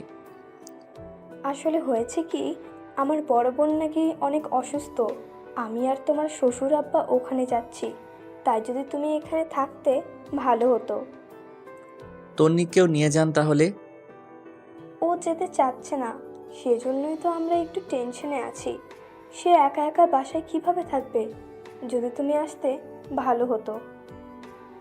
আচ্ছা ঠিক আছে, আপনারা যান, আমি সন্ধ্যার সময় আসব। এ কথা বলে কলটা কেটে দিলাম। কেমন জানি খুব খারাপ লাগছে। আজকে অনেক দিন পর ওর সাথে দেখা করতে যাচ্ছি। রাত প্রায় 8টার সময় ওদের বাসায় গেলাম। কলিং বেল বাজানোর সাথে সাথেই দরজা খুলে দিল। মনে হয় আমার জন্যই অপেক্ষা করছিল। ভিতরে গেলাম, দেখলাম চোখ মুখ লাল করে বসে আছে। দেখতে বাচ্চাদের মতো লাগছে। তারপর আমি বললাম, কেমন আছিস? তুই এখানে কেন আসছিস? আম্মা বলেছে তাই। লজ্জা করে না অন্য মেয়েদের সাথে ঘুরে এখন আসতে? সেটা আমার ব্যাপার, আমি তো তোর কেউ না। আমাকে নিয়ে তোর এত মাথা ব্যথা কেন? তোর মতো ফালতুকে বিয়ে করাই আমার ভুল হয়েছে। আগে জানলে জীবনেও কবুল বলতাম না। আমার মাথা গরম করবি না। কি করবি তুই? রাগে আমার পুরো শরীরের লোম দাঁড়িয়ে গেছে। আমি কোনো কথা না বলে ব্যাগটা রেখে ওয়াশরুমে চলে গেলাম। ফ্রেশ হয়ে এসে দেখি তন্নি নেই, মনে হয় ঘুমিয়ে গেছে। আমি আর ওর রুমে গেলাম না, সামনে গেস্ট রুমের সোফায় শুয়ে রইলাম, কিন্তু ঘুম আসছে না। একটু পর আস্তে আস্তে উঠে তন্নির রুমের দিকে গেলাম, দেখলাম ও ঘুমিয়ে আছে। অনেকক্ষণ আমি বাইরে থেকে দাঁড়িয়ে দাঁড়িয়ে ওকে দেখলাম। হঠাৎ করে খেয়াল করলাম ওর পুরো শরীর কাঁপতেছে। আমি তাড়াতাড়ি রুমে গেলাম, কপালে হাত দিয়ে দেখি জ্বরে পুরো শরীরটা পুড়ে যাচ্ছে। আমি তো টেনশনে পড়ে গেলাম, কি করব বুঝতে পারতেছি না। পরে কিচেন রুম থেকে একটা বাটি নিয়ে এসে ওর মাথায় জলপট্টি দিলাম অনেকক্ষণ, কিন্তু কিছুতেই কমছে না। পরে একটা বালতিতে পানি নিয়ে এসে ওর মাথায় দিলাম। প্রায় 2 ঘন্টার মতো পানি দেওয়ার পর জ্বর কিছুটা কমলো। পরে দেখলাম পানি দিতে দিতে ওর শরীরও ভিজিয়ে দিলাম। এখন কাপড়টা চেঞ্জ করতে হবে, বাট কিভাবে করব বুঝতে পারছি না। সে যদি দেখে আমি ওর কাপড় চেঞ্জ করছি, তাহলে আমার অবস্থা শেষ। সকালবেলা আমি নাস্তা নিয়ে ওর রুমে গেলাম। দেখলাম সে মাত্র ঘুম থেকে উঠছে। আমার হাতে নাস্তা দেখে চমকে উঠল। তারপর নিজের দিকে তাকিয়ে দেখে যে ওর গায়ে যেই জামাটা ছিল সেটা আর নেই, আরেক। তারপর আমার রাগে চোখ মুখ লাল করে উঠে এসে আমার কলার ধরল। ওই কুত্তা আমার কাপড়ের এই অবস্থা করেছে কি? আসলে কালকে রাতে পুরোটা বলার আগে একটা চর বসিয়ে দেয়, তারপর বলে, তুই এত খারাপ আমি ভাবতেও পারিনি। আমাকে ঘুমের মধ্যে পেয়ে তুই ছি, আমার ভাবতেই ঘৃণা লাগে। তোকে আমি আস্তে আস্তে বিশ্বাস করতে লাগলাম, কিন্তু তুই এত খারাপ আমি জীবনেও ভাবিনি। যা, বেরিয়ে যা এখান থেকে। প্লিজ আমার কথাটা শোন। তুই যাবি নাকি আবার চর খাবি? আমি আর কিছু না বলে নাস্তার প্লেটটা রেখে চলে আসতে যাব, এমন সময় দেখি দরজার সামনে নীলা দাঁড়িয়ে আছে। মনে হয় আমাকে চর মারার দৃশ্যটা দেখে ফেলেছে। লজ্জায় পুরো লাল হয়ে গেলাম। কিছু না বলে সোজা রুমের বাইরে চলে আসলাম। এরপর নীলা ভিতরে গেল, যাওয়ার পর বলল, তুই ওনাকে জ্বর মেরেছিস কেন? ভালো করেছি। ও আমার কাপড় চেঞ্জ করছে কেন? সে করেনি, আমি করেছি। মানে? তুই জানিস কালকে রাতে তোর অনেক জ্বর এসেছিল। উনি তোর মাথায় জলপট্টি দিয়েছে। জ্বর না কমার কারণে সারা রাত তোর মাথায় পানি দেয়। পানিগুলো তোর শরীরে পড়ে পুরো শরীর ভেজে গেছে। ঠান্ডা লেগে যাবে সেজন্য সকালে আমাকে কল দিয়ে আনে, আর আমি তোর কাপড় চেঞ্জ করে দিই। আর তুই কিনা না জেনে ওনাকে জ্বর দিলি। তোর ভাগ্য অনেক ভালো যে ওনার মতো স্বামী পেয়েছিস। এই কথাগুলো বলে নীলা বাইরে চলে আসে। আমি তন্নির মাকে কল করে ওর অসুস্থতার কথা জানালাম। তারপর কিছু না বলে সোজা অফিসে চলে গেলাম। এরপর থেকে তন্নিকে আর কোনো কল দেই না। ওর আম্মুকেও দেই, মাঝে মাঝে ওর আম্মু কল দিয়ে খবর নেয়, জাস্ট এতটুকুই। কয়েকদিন পর বাবা মা চলে আসে। এসে আমাকে বলে, কিরে বৌমা কই? ওর বাপের বাড়ি। তা তুই কি এতদিন ওখানে ছিলি? না, মাঝে মাঝে যেতাম। চুপ কর বেয়াদব। তুই কি ভাবছিস আমি কোনো খবর রাখি না? ঘরে বউ রেখে অন্য মেয়ে নিয়ে ঘুরতে তোর লজ্জা করে না? বৌমা আমাকে সব জানিয়েছে। বাহ, ফকিন্নি নিজের দোষ না স্বীকার না করে আমাকেই ফাঁসিয়ে দিল। জানি বাবা এখন সত্য কথা বললে বিশ্বাস করবে না, তাই বলেও কোনো লাভ নেই। এরপর বাবা বললেন, এখন ওদের বাসায় যা, আর তন্নিকে তোর সাথে করে নিয়ে আসবি। কিন্তু বাবা এখন তো। কোনো কিন্তু নয়, যেটা বলছি সেটা। এখন তো রাত হয়ে গেছে, এখন কিভাবে আনবো? কালকে সকালে নিয়ে আসলে হবে না? গর্ধব, এখন আনতে কে বলেছে? এখন তুই যাবি, রাত থেকে কালকে সকালে চলে আসবি। আমি কিছু বলতে যাব এমন সময় বাবার দিকে খেয়াল করে দেখলাম রেগে আছে। আমি আর কিছু না বলে রেডি হয়ে ওদের বাসার উদ্দেশ্যে রওনা দিলাম। রাত প্রায় 9:30। আমি তন্নিদের বাসার সামনে দাঁড়িয়ে আছি। কলিং বেল দেওয়ার সাথে সাথেই দেখলাম তন্নির মা এসে দরজা খুলে দিল। তারপর বলল, বাবা আসছো? পথে কোনো সমস্যা হয়নি তো? না, কোনো সমস্যা হয়নি। আচ্ছা বসো, খাওয়া দাওয়া করে নাও। তন্নিও বসে আছে, বাট আমি কিছু বলছি না দেখে সেও বলছে না। খাওয়া দাওয়া শেষ করে রুমে গেলাম। গিয়ে একটা চেয়ারের উপরে বসে আছি।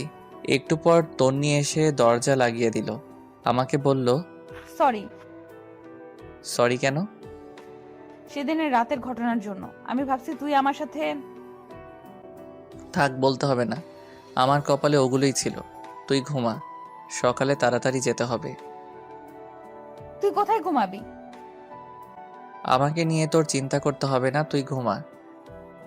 খাটে ঘুমা, আমি নিচে ঘুমাবো। কেন? তোর চর খাওয়ার জন্য নাকি তোর কাছে অপমানিত হওয়ার জন্য?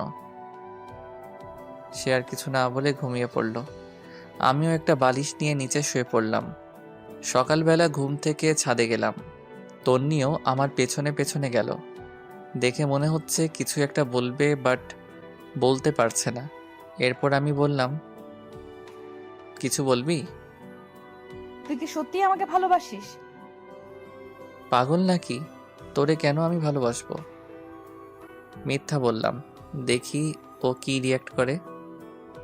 তাহলে এতদিন যে বললি তুই আমাকে ভালোবাসিস? মিথ্যা বলেছি। তোর সাথে থাকার বা কথা বলার কোনো ইচ্ছাই আমার নাই। তাহলে আমাকে নিতে আসলি কেন? আব্বু আম্মু বলেছে তাই, না হলে জীবনেও আসতাম না। বাহ, ভালো তো। নতুন কাউকে পেয়ে গেছিস, এখন তো আমার দরকার নেই। তোর দরকার কখনো ছিল না, থাকবেও না। আদিবার সাথে আমি খুব ভালোই আছি। তন্নি আর কিছু না বলে চোখ মুখ লাল, কান্না করতে করতে নিচে চলে যায়। মনে মনে বন্ধু আইমানকে ধন্যবাদ দিতে লাগলাম, ওর বুদ্ধিটা কাজে লেগেছে। এইরকম জানলে আরও আগে থেকে ইগনোর করতাম। যাই হোক, একটু পর আমিও নিচে গেলাম, গিয়ে দেখি তন্নি চুপ করে বসে আছে। আমি বললাম, রেডি হয়ে নে, বাসায় যেতে হবে। আমি যাব না, তুই যা। তোর ন্যাকামি দেখার টাইম নাই আমার। আদিবা বসে আছে, তাড়াতাড়ি রেডি হয়ে নে। বললাম তো আমি যাব না। ওকে, একটু পর নিজেই যাবি। তুই এখান থেকে যা, তোকে যেন না দেখি। চলে তো যাবই, এখানে তো থাকতে আসিনি। তুই আর 1 সেকেন্ড এখানে থাকতে পারবি না, এখনই বের হয়ে যা। আমিও আর কিছু না বলে নাস্তা না করে ওর বাবা মা কাউকে না জানিয়ে সোজা অফিসে চলে গেলাম। বাসায় গেলে বাবা চিল্লাচিল্লি করবে। কাজ করতেছি এমন সময় আদিবা আসলো। আসতে পারি স্যার? আরে আদিবা, আসো বসো।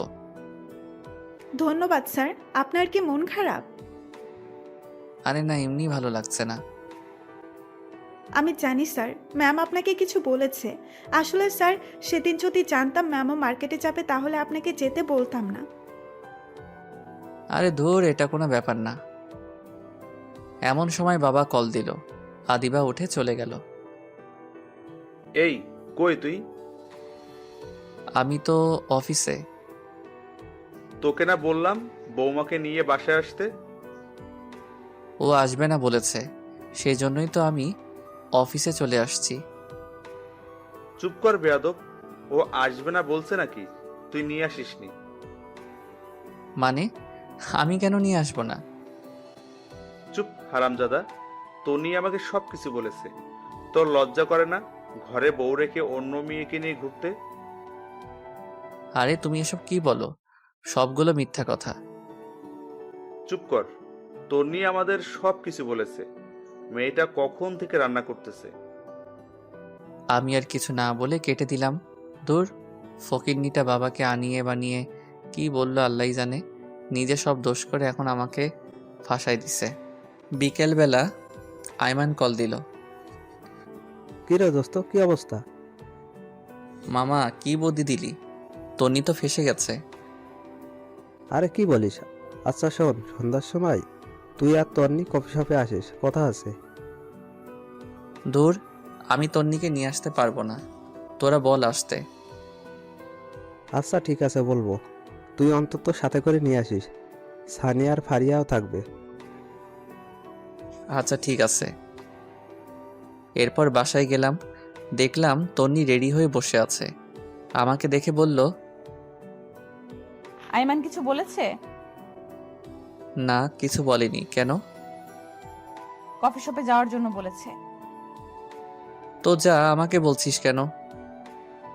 তোকেও যেতে বলেছে। আমি যাব না, তুই যা। একসাথে যাওয়ার জন্য বলেছে, তুই না গেলে আমিও যাব না। মনে মনে তো আমার লাড্ডু ফুটতেছে। আহা কি যে আনন্দ, বলে বোঝাতে পারবো না। যাই হোক, বেশি মুড নিতে গেলে আবার দেখা যাবে যে একসাথে যাওয়াই হবে না। একটু পর আমি আর তন্নি বের হয়ে গেলাম। একটা রিক্সা নিলাম। এই প্রথম বিয়ের পর একসাথে রিক্সা নিয়ে ঘুরতেছি। যখন ওর সাথে ফ্রেন্ড হিসেবে ঘুরতাম, রিক্সায় কি মজাটাই না হতো। সব কিছু মনে পড়তে লাগলো। আমি রিক্সার এক পাশে সরে বসে আছি, তন্নি বারবার আমার দিকে তাকাচ্ছে। একটু পর কফি শপে গেলাম, দেখলাম আয়মান, সানি আর ফারিয়া বসে আছে। আমাদের দেখে বলল, বাহ, দুজনের এখন আসার সময় হলো। না রে, একটু কাজ ছিল তাই। বুঝি বুঝি, কি এমন কাজ? তন্নি গিয়ে ফারিয়াকে জড়িয়ে ধরল।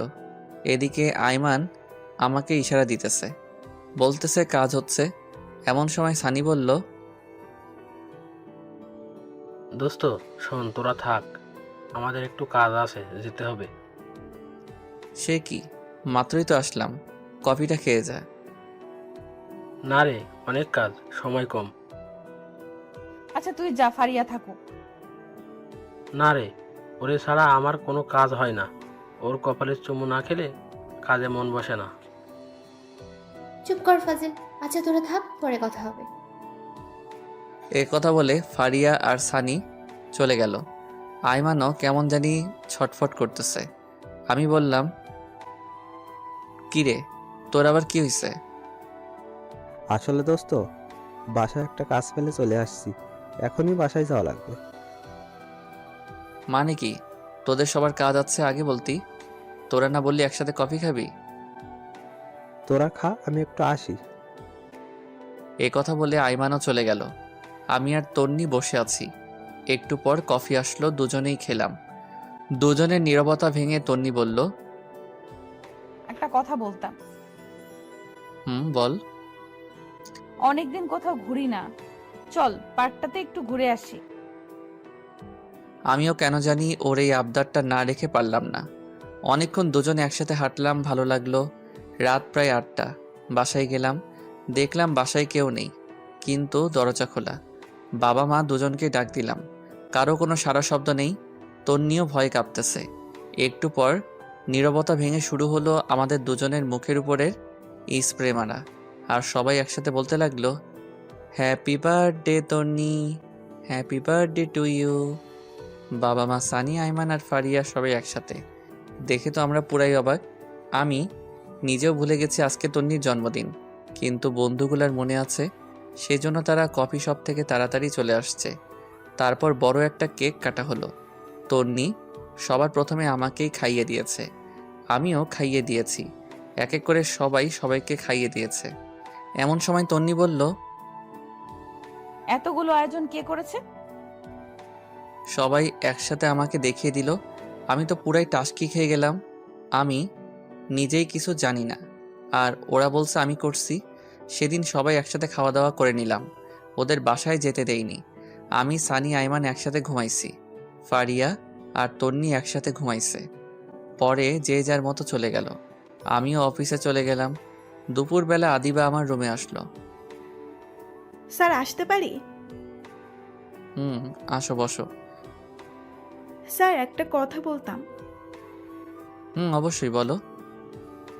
আসলে স্যার আমার একজনের সাথে রিলেশন আছে, বাবা বিয়ের জন্য চাপ দিচ্ছিল, তাই আমি বাবাকে ফাহাদের কথা বলেছি। বাবা বলেছে ওকে নিয়ে বাবার সাথে দেখা করার জন্য। যদি আজকে বিকেলের জন্য আমাকে ছুটি দিতেন উপকার হতো। আরে এটা কোনো কথা? তুমি আমাকে আগে বলবে না? ওকে যাও, দিলাম। ধন্যবাদ স্যার। আদিবা, একটু কষ্ট করতে পারবে? জি স্যার, বলুন। তোমার পাশের আলমারিটার উপর একটা হলুদ রঙের ফাইল আছে, যদি একটু কষ্ট করে দিতে উপকার হতো। এতে কষ্টের কি আছে? এ কথা বলে আদিবা উঠে ফাইলটা নিতে গেল। আলমারি উঁচু হওয়ার কারণে সে একটু উপরের দিকে উঠে পায়ের আঙুলের উপর ভর করে ফাইলটা নিতে যাবে, এমন সময় পা স্লিপ করে উল্টে যেতে লাগলো। আমি তাড়াতাড়ি উঠে ওকে ধরে ফেললাম, আর এমন সময় তন্নি এসে উপস্থিত। আমাদের একসাথে দেখেই চিৎকার দিয়ে উঠল। দেখলাম হাতে একটা টিফিন বাটি, মনে হয় দুপুরের খাবার নিয়ে আসছে। দূর শালার, কেন যে আদিবাকে ফাইলটার কথা বললাম। যদি না বলতাম তাহলে তন্নি হয়তো কিছু দেখতো না। আমি আদিবাকে ছেড়ে দিলাম। তন্নি রাগে চোখ মুখ লাল করে আমাকে বলল, ছি, তুই এত খারাপ। প্লিজ তুই শান্ত হ, আমার কথা শোন। কি শুনবো? নিজের চোখেই তো সবকিছু দেখলাম। প্লিজ তুই আমার কথাটা শোন। চুপ কর, তোর মতো ফালতুর সাথে আমি কোনো কথাই বলবো না। ভেবেছিলাম তুই সত্যি আমাকে ভালোবাসিস, আমিও আস্তে আস্তে তোকে ভালোবেসে ফেললাম, কিন্তু তুই অন্য মেয়ের সাথে, ছি, আমার ভাবতেই ভালো লাগে না। আমি কিছু বলতে যাব, এমন সময় আদিবা বলল, ম্যাম শোনেন, আপনার ধারণা ভুল। তুমি চুপ করো, লজ্জা করে না অন্যের স্বামীর সাথে এসব করতে? যত সব ফালতু। ম্যাম আপনি আমাকে যা ইচ্ছে বলতে পারেন, কিন্তু স্যারকে কিচ্ছু বলবেন না, স্যারের কোনো দোষ নেই। চুপ করো তুমি। সেদিন তো শপিং করতেও দেখেছি তোমাদের, আবার বড় বড় কথা বলছো, লজ্জা করে না? ম্যাম, আপনাকে সেদিন রাতে আমি অনেকবার কল দিয়েছি সত্যটা বলার জন্য, বাট আপনি কল ধরেননি। সেদিন আমি স্যারকে জোর করেই শপিং করতে নিয়ে গেছি। আসলে এখানে আমার কেউ নেই, স্যারকে ভাই ডেকেছি। একটা কাজিনের বিয়ে ছিল, প্রায় 6 মাস পর বাড়ি যাচ্ছি, তাই বাবা মায়ের জন্য কিছু জিনিস কিনতে গেছিলাম। আর আপনি সেখানে আমাদের দেখতে পেলেন, স্যারকে সবার সামনে চট দেন। জানেন, সেদিন আপনার জন্য একটা নীল শাড়ি আমি কিনেছিলাম। স্যার অনেকবার বলেছিল আপনাকে নাকি নীল শাড়িতে ভালো মানায়। আপনাদের বিয়েতে না যেতে পারায় একটা নীল শাড়ি আমি আপনার জন্য কিনে স্যারকে দিয়েছিলাম। বিনিময়ে আপনি স্যারকে চট দিয়েছেন, নয়তো অপমান করেছেন। সেদিনের কথা বাদ দাও, আজকেটা তো আমি নিজের চোখেই দেখলাম। আজকে কি ছিল তাহলে? আমার একজনের সাথে রিলেশন আছে, বাবা চাইছে তাকে বাবার সাথে পরিচয় করিয়ে দেওয়ার জন্য। আমি স্যারের কাছে এসেছি বিকেলবেলা ছুটি দেওয়ার জন্য। স্যার আমাকে ছুটি দিয়েছে। আমি চলে যাওয়ার সময় স্যার ফাইলটা দিতে বললেন। আমি ফাইলটা নিতে গিয়ে পড়ে যাচ্ছিলাম, এমন সময় স্যার আমাকে ধরে ফেললেন। শোনেন, একটা কথা বলি, আপনার কপাল অনেক ভালো যে আপনি ওনার মতো একজনকে নিজের জীবনসঙ্গী হিসেবে পেয়েছেন। আপনার মতো মেয়ে কোনো যোগ্যতা নেই ওনার সাথে থাকার। নিজেকে তো অনেক কিছু মনে করেন, এগুলো বাদ দিয়ে ভালো হওয়ার চেষ্টা করুন। আদিবা এই কথাগুলো তন্নিকে বলে চলে গেল। দেখলাম তন্নির চোখে পানি চলে আসছে। আমি এতক্ষণ কিছুই বললাম না, চুপচাপ দাঁড়িয়ে দুজনের কথা শুনছিলাম। আদিবার কথাগুলো অনেক ভালো লাগলো। মনে মনে কয়েকবার ধন্যবাদ জানালাম। একটু পর তন্নি আমার দিকে তাকালো, চোখ মুখ লাল হয়ে আছে। তারপর আমাকে বলল, নিজেকে খুব চালাক মনে করিস তাই না? মানে? তুই কি ভাবছিস আমি কিছুই জানি না? কি জানিস তুই? এই যে এতদিন অবহেলার নাটক করেছিস, আমার সাথে খারাপ ব্যবহার করেছিস, নিজেকে হিরো ভাবছিস। মনে মনে ভাবলাম, তন্নিকে এগুলো আবার কে বলে দিছে? শালা আই মাইন না বলে দিল নাকি? এরপর আমি বললাম, এগুলো সব মিথ্যা কথা। আমি যা করেছি মন থেকে করেছি। তোকে এই কথাগুলো কে বলেছে? তুই কি ভাবছিস ওরা শুধু তোর ফ্রেন্ড? আমার না, ফারিয়া আমাকে সবকিছু বলেছে। শালার মেয়েদের পেটে কিছুই হজম হয় না। কি দরকার ছিল তন্নিকে এগুলো বলার? তারপর আমি বললাম, তোকে এই কথাগুলো ফারিয়া বলেছে, দেখ ওর কি হাল করি। কি করবি তুই ফারিয়ার? এই কথা বলে আস্তে আস্তে এগোতে লাগলাম। আমি বললাম, কি ব্যাপার, তুই এদিকে কেন আসছিস? কেন আসছি তাই না? দেখ, একদম কাছে আসবি না, আমি কিন্তু চিল্লাচিল্লি করব। কর চিল্লা চিল্লি, দেখি কে আসে। আমি পিছাইতে পিছাইতে দেওয়ালের সাথে লেগে গেছি। এই কি করছিস তুই? বলার আগে ঠোঁট দিয়ে আমার ঠোঁটটা চেপে ধরলো। আমার পুরো শরীরের লোম দাঁড়িয়ে গেল। কিছুক্ষণ এভাবে থাকার পর আমি তন্নিকে একটু দূরে সরিয়ে দিলাম। বললাম, এই তুই কি পাগল? এটা আমার অফিস, বেডরুম না। যদি কেউ দেখে ফেলতো? দেখুক, তাতে আমার কি? খাইছিস? মাত্রই তো খাইলাম। আর ধুর, এটা না। দুপুরে খাইছিস? না, তোর জন্য রান্না করে নিয়ে আসছি। তুই করছিস নাকি আম্মা করছে? দুজনেই করছি। তুই এত কথা বলিস কেন? আচ্ছা ঠিক আছে, বলবো না। তুই ফ্রেশ হয়ে আয়, একসাথে খাবো। ওকে। এরপর তন্নি ওয়াশরুমে চলে গেল। আমি মনে মনে ভাবছি, অবশেষে তন্নি লাইনে আসলো। হারামি বন্ধুগুলো না থাকলে হয়তো কিছুই সম্ভব হতো না। একটু পর তন্নি বাইরে আসলো। আমি একটা প্লেটে ভাত দিয়ে তাকে বললাম, এই ধর, খেয়ে নে। আমি খাবো না। কি আজীব, তুই না একটু আগে বললি খাবি? এভাবে খাবো না। তো কিভাবে খাবি? যদি কেউ একজন খাইয়ে দেয় তাহলে খাবো। আমি আর কিছু না বলে ওকে খাইয়ে দিলাম, নিজেও খেয়ে নিলাম। খাওয়া দাওয়া শেষে তন্নিকে বাসায় পাঠিয়ে দিলাম। তন্নি চলে যাওয়ার পর ফাইলটা নিলাম। এমন সময় আয়মানের কল। দোস্ত, কি অবস্থা? আরে মামা, কি বুদ্ধি দিলি, তন্নি তো পুরো ফিদা হয়ে গেছে। আরে কি বলিস? আর তন্নির জন্মদিনে এত বড় একটা সারপ্রাইজ দেওয়ার জন্য ধন্যবাদ। আমি ভুলেই গেছিলাম ওর জন্মদিন। আরে মামা, সারপ্রাইজের কি দেখলা? আরো বড় সারপ্রাইজ এখনো রয়ে গেছে। আরে কি বলিস, কি সারপ্রাইজ, তাড়াতাড়ি বল। না, এখন না, বিকালে কফি শপে আয়, বাকিরাও আসবে, সবাইকে একসাথে বলবো। আচ্ছা ঠিক আছে। শোন, আসার সময় তন্নিকে নিয়ে আসিস। আমি সানি আর ফারিয়াকে বলে দিচ্ছি। আচ্ছা ঠিক আছে। এই কথা বলে কল কেটে দিলাম। অফিস শেষ করে বিকেলবেলা তন্নিকে বললাম রেডি হতে। সে রেডি হতে চলে গেল। আমিও ফ্রেশ হয়ে একটা কালো শার্ট পরে বাসার বাইরে দাঁড়িয়ে আছি তন্নির জন্য। একটু পর তন্নিও আসলো। বাহ, সেও কালো শাড়ি পরে আসলো। আমি দেখে আরও একবার ক্রাশ খেলাম। হাঁ করে তাকিয়ে আছি। একটু পর তন্নির ঝাঁকানিতে বাস্তবে ফিরে এলাম। আমাকে বলল, এভাবে হা করে তাকিয়ে আছিস কেন? মশা ঢুকবে। আরে না, আমি একটা কথা চিন্তা করতেছিলাম। কচু করছিলি? যা এখন রিক্সা নিয়ে আয়।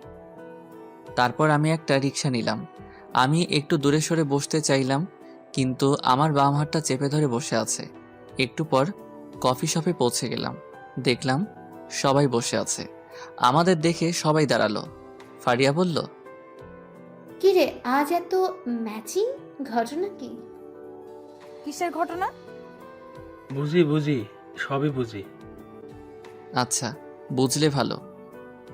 এই হারামির দল, চুপ কর, সবাই আগে বস। এরপর আমরা সবাই বসলাম। আইমান সবার জন্য কফির অর্ডার দিল। বন্ধু, এবার বল, কি এমন সারপ্রাইজ যেটা মোবাইলে বলা যায় না, এখানে বলতে হবে? দোস্ত, আবার তো বিয়ে। সত্যি? সত্যি। তারপর সবাই আইমানকে কংগ্রাচুলেশনস জানালাম। আমি বললাম, তো বিয়ে কবে? পরশুদিন। আর আমির বাচ্চা, আগে বলিসনি কেন? দোস্ত, আমি নিজেও জানতাম না, আজকে সকালে আব্বা বলছে। আচ্ছা শোন, কালকে তোরা সবাই থাকবি, অনেক কিছু কেনাকাটা করতে হবে। আমি পারবো না, তোরা সবাই আসিস। না পারলে তুই বিয়েতেও আসিস না। ওরে ভাই, কাঁদিস কেন? আচ্ছা ঠিক আছে, আসবো। আমার কথা শুনে সবাই হাসাহাসি করতে লাগলো। তারপর অনেকক্ষণ আড্ডা দিয়ে কথাবার্তা বলে বাসায় চলে আসলাম। বাবার সাথে অনেকক্ষণ কথা বলে রুমে গেলাম। দেখি তন্নি সোফায় বসে আছে। আমি যাওয়ার সাথে সাথে বলে, একটা কথা বলতাম। তো বল, অনুমতির কি আছে? আজকে খাটে ঘুমা, আমার কোনো সমস্যা হবে না। কেন, চর খাওয়ার জন্য নাকি? দেখ, এগুলোর জন্য সরি, তুই খাটে ঘুমা, আমার সমস্যা হবে না। দরকার নেই, তুই ঘুমা। এই কথা বললে আমি সোফায় ঘুমিয়ে পড়লাম। তন্নি মন খারাপ করে বিছানায় ঘুমিয়ে পড়লো। পরের দিন তন্নির ডাকে ঘুম ভাঙলো। উঠে ফ্রেশ হয়ে নাস্তা করলাম। রুমে যাওয়ার পর আইমান কল দিল। হ্যালো দোস্ত, কই তোরা? তাড়াতাড়ি আয়, আমরা সবাই ওয়েট করতেছি। দোস্ত, আমি না আসলে হয় না, তন্নিকে পাঠিয়ে দিব। ওকে, তুই আমার বিয়েতেও আসিস না। আচ্ছা রাগ করিস না, আসছি। এরপর তন্নিকে বললাম রেডি হতে। দুজনে রেডি হয়ে মার্কেটের উদ্দেশ্যে রওনা দিলাম। একটু পর মার্কেটে চলে আসলাম। কিরে হারামি, এত দেরি কেন? আরে বলিস না, তন্নি আটা ময়দা মাখতে দেরি করে ফেলছে। তন্নি রেগে লাল হয়ে বলল, কি? আমি আটটা ময়দা মাখি? এই হারামি, তুইও তো ঘুম থেকে উঠতে দেরি করছিস, এখন আমার দোষ দিতেছিস, তাই না? এই তোদের ঝগড়া বন্ধ কর, দেরি হয়ে যাচ্ছে। ওকে চল কেনাকাটা শুরু করি। শুরুতে একটা স্বর্ণের দোকানে গেলাম। তন্নি আর ফারিয়া দুজনে আইমানের বইয়ের জন্য গয়না পছন্দ করতেছে। অনেক ঘাটাঘাটির পর অনেকগুলো স্বর্ণের জিনিস নিল। তন্নি একটা নেকলেস নিয়ে বারবার নিজের গলায় জড়িয়ে দেখতে লাগলো। আমি খেয়াল করে দেখেছি, মনে হয় ওর পছন্দ হয়েছে, কিন্তু কিছু বলছে না। আমার দিকে বারবার তাকাচ্ছে। আমি দেখেও না দেখার ভান করে সানির সাথে কথা বলতেছি। একটু পর শাড়ির দোকানে গেলাম। সবার জন্য শাড়ি কিনলো। আইমানের মা, বোন, খালা আরও অনেকের জন্য কেনা হলো। তন্নি একটা নীল শাড়ি নিজের গায়ে জড়িয়ে আমাকে বলল, এই জুয়েল, বল। শাড়িটা খুব সুন্দর, তাই না? আমাকে ভালো মানিয়েছে। তো এখন কি করব? না, এমনি বললাম। বাহ, ফকিন্নি সবকিছুই ঠিক করে নিয়েছে। দাম দেওয়ার জন্যই আমাকে এই কথাগুলো বলেছে। আর তন্নিকে শাড়িটাই আসলে অনেক সুন্দর মানিয়েছে। আমি দোকানদারকে বললাম শাড়িটা আলাদা একটা প্যাকেট করে দিতে। তন্নির মুখে এক রাজ্যের হাসি দেখলাম। কিছু না বলে তাড়াতাড়ি ব্যাগটা নিয়ে বসে আছে।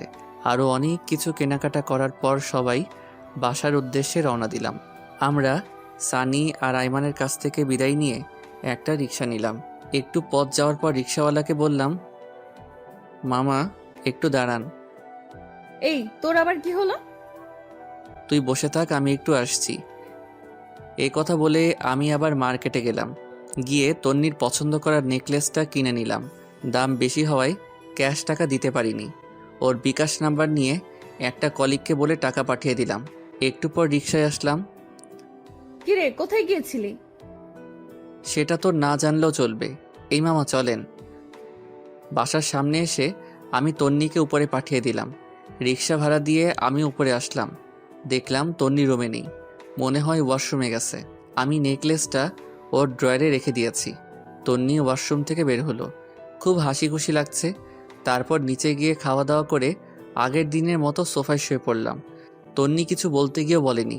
পরের দিন আইমানের বিয়ে, সকাল থেকে শুধু কল দিচ্ছে। আমি ঘুম থেকে উঠে দেখি তন্নি মায়ের সাথে রান্নাঘরে কাজ করছে। কিছু না বলে ফ্রেশ হতে চলে গেলাম। একটু পর নাস্তা করে রেডি হয়ে তন্নিকে বললাম, তাড়াতাড়ি রেডি হতে, আমরা বিয়েতে যাব, আর অনেক কাজ আছে। তন্নি হ্যাঁ সূচক ইশারা দিয়ে রেডি হতে চলে গেল। আমি বাইরে গিয়ে দাঁড়িয়ে আছি। একটু পর তন্নি রেডি হয়ে আসলো। আমি তো দেখে আবার ক্রাশ খাইলাম। কালকের সেই শাড়িটা পরেছে, আবার গলায় নেকলেসটাও পরেছে, পায়ে হাই হিল, হালকা লিপস্টিক, উফ, মাথা নষ্ট করে দিচ্ছে। আমি হাঁ করে তাকিয়ে আছি। একটু পর বুঝলাম কেউ একজন আমাকে ধাক্কা দিচ্ছে। কিরে, অমন হা করে কি দেখছিস? মনে হয় আগে কোনো দিন আমাকে দেখিসনি। দেখেছি, তবে আজকে একটু অন্যরকম লাগছে। তন্নি লজ্জায় লাল হয়ে যায়, দেখতে আরো বেশি কিউট লাগছে। তারপর একটা রিক্সা নিয়ে রওনা দিলাম। তন্নি আমার বাম হাতটা চেপে রেখেছে। একটু পর বলল, ধন্যবাদ। হঠাৎ ধন্যবাদ? এই যে আমার পছন্দের নেকলেসটা নিলি, তাই। এখানে ধন্যবাদ দেওয়ার কিছু নাই। তুই কি কালকে দোকানে আমাকে খেয়াল করেছিস? একটু একটু। কথা বলতে বলতে আমরা আবার মার্কেটে যাই। বিয়ের জন্য একটা গিফট নিলাম। এরপর আইমানদের বাসায় চলে গেলাম। সারাদিন খাওয়া দাওয়া আর মেহমান নিয়ে বিজি ছিলাম সবাই। সন্ধ্যার পর আইমান এসে আমাকে বলল, দোষ, একটা কাজ করতে হবে। কি কাজ? দোষ, তুই আর তন্নি আমার বাসর ঘরটা সাজিয়ে দে। কিন্তু কোনো কিন্তু নয়, প্লিজ দোষ, না করিস না। সানিকে বাবার সাথে বাজারে পাঠাইছি, আর ফারিয়া মিলির সাথে আছে। আচ্ছা ঠিক আছে। ওখানে ফুল আর সব জিনিস আছে। বাবা থাকলে বাবাই তোকে বলতো। আমার তো একটু লজ্জা লাগছে, তাই কাউকে বলতেছি না। হইছে, আর লজ্জা পেতে হবে না, যা আমি দেখতেছি। এরপর তন্নিকে খুঁজতে লাগলাম। দেখলাম নতুন বউয়ের সাথে সেলফি তুলছে। সারাদিনে কয়েক হাজার সেলফি তুলেছে, তাও মন ভরেনি। আমি ইশারা দিয়ে ডেকে নিলাম। তারপর এসে বলে, বল, কেন ডেকেছিস? আরে বাসরঘর সাজাতে হবে, এখানে নাকি কেউ পারে না। আরে কি বলছিস, এখনো সাজাইনি? সাজালে কি তোকে ডাকতাম? আচ্ছা ঠিক আছে, চল। এরপর তন্নি আর আমি বাসরঘর সাজাতে লাগলাম। সাজানো প্রায় শেষের সময় তন্নি বলে, জানিস, বাসর ঘর নিয়ে আমার অনেক স্বপ্ন ছিল। তাই নাকি? জানিস আমি কি কি কল্পনা করেছি বাসর রাত নিয়ে? কি কি? আমার জামাই আসবে, আমি লজ্জায় ঘুমটা দিয়ে রাখবো, সে ঘুমটা সরাবে, তারপর তার পা ছুঁয়ে সালাম করব। তারপর সে আমাকে গান শোনাবে, আমি তাকে শোনাবো, কিছুক্ষণ নাচবো, তারপর দুজনে ছাদে গিয়ে চাঁদ দেখবো, সে আমাকে দোলনায় দুলাবে, হঠাৎ করে বৃষ্টি শুরু হবে। তুই পাগল নাকি? চাঁদ উঠলে আবার বৃষ্টি হয় নাকি? তুই চুপ থাক। তারপর আমরা দুজনে অনেক সময় হাত ধরে ভিজবো, তারপর আবার রুমে চলে আসব, আমি তার বুকে মাথা রেখে ঘুমিয়ে পড়ব। আমি তন্নির কথাগুলো শুনে একটু অভিমানের ভঙ্গিতে দাঁড়িয়ে দাঁড়িয়ে আয়মানের বাসর ঘরে গোলাপ ফুল ছিটাচ্ছি। আমার এমন মুখ দেখে তন্নি বলে, কিরে, তোর আবার কি হলো? কই কিছু না। মুখটা এমন পেঁচার মতো করে রাখছিস কেন? সবার কপালে কি আর বাসর রাত থাকে? অভাগাদের কপালে তো কিছুই থাকে না। হইছে, আর ঢং করতে হবে না। এই নে, এটা ধর। কি এটাতে? শেরওয়ানি। আমরা এখন বাসায় যাব, আমরাও বাসর করব। কি? আমি একটা লাল বেনারসি পরবো, তুই 30 মিনিট পর রুমে যাবি। 30 মিনিট কি করবি? এত কথা তোর জানতে হবে না, যেটা বলছি সেটা। আচ্ছা ঠিক আছে, কিন্তু এত কিছু তুই কখন করলি? সারপ্রাইজ কি তুই একাই দিতে পারিস? আমি পারি না? আমি আর ফারিয়া মিলে করে এসেছি। এখন যা, একটা গাড়ি ঠিক কর, বাসায় যাব। ওকে। একটা সিএনজি নিয়ে আমি আর তন্নি তাড়াতাড়ি বাসায় গেলাম। আমি শেরওয়ানি পরে রেডি হয়ে আছি। কখন 30 মিনিট হবে ঘড়ির দিকে তাকিয়ে আছি। অবশেষে 30 মিনিট হলো। আমি বাসর ঘরে যাচ্ছি। কেমন যেন লজ্জা লাগছে। সব সময় থাকি, তবুও আজকে কেমন যেন লাগছে। ধুর, এত শরম দিয়ে লাভ নাই। আগে ভিতরে যাই। আস্তে করে দরজাটা খুলে ভিতরে গেলাম। তন্নি বড় একটা ঘোমটা দিয়ে বসে আছে। আমি গিয়ে ঘোমটা উঠালাম। তন্নি খাট থেকে নেমে আমার পা ছুঁয়ে সালাম করলো। আমি বললাম, বেঁচে থাকো মা, স্বামী সংসার নিয়ে অনেক সুখী হও মা। হাই হাই, এটা কি বললাম? মা কেন বললাম? তন্নি একটা গোতা দিয়ে বলে, এই কুত্তা, আমি তোর মা? এই না না, ভুল হয়ে গেছে, আর বলবো না। এই যে কান ধরলাম।